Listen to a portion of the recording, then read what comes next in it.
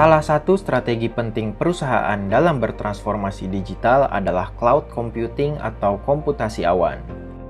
Bahkan komputasi awan menjadi andalan perusahaan di saat pandemi, terutama saat perusahaan menghadapi tantangan kerja jarak jauh dan mengalami kendala sumber daya.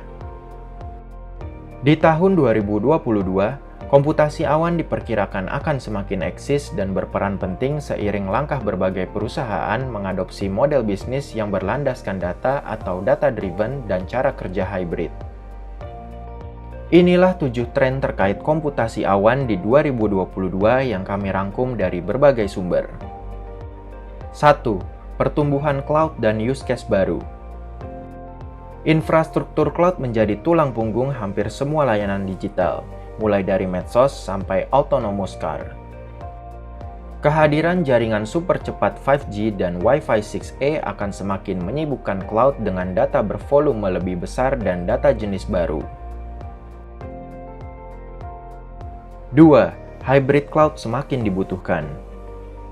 Penawaran hybrid cloud yang mengusung keunggulan public dan private cloud semakin gencar dihadirkan para penyedia cloud.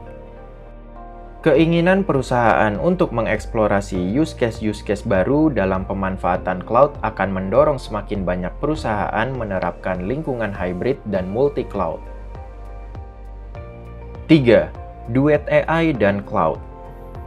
Platform AI dan berbagai turunannya seperti machine learning membutuhkan kekuatan komputasi dan bandwidth yang besar untuk melatih dan memproses data. Kebutuhan ini dapat dipenuhi oleh cloud. 4. Tumbuhnya serverless computing.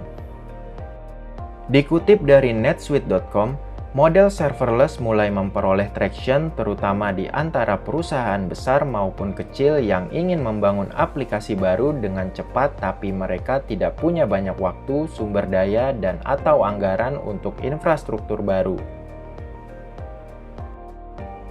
5. Container dan teknologi cloud native. Pertumbuhan kontainer akan menjadi salah satu tren penting komputasi awan di tahun 2022. Forrester memprediksi bahwa di tahun 2022, adopsi kontainer akan meningkat menjadi 50% seiring langkah refactor atau replatform terhadap strategi cloud-nya.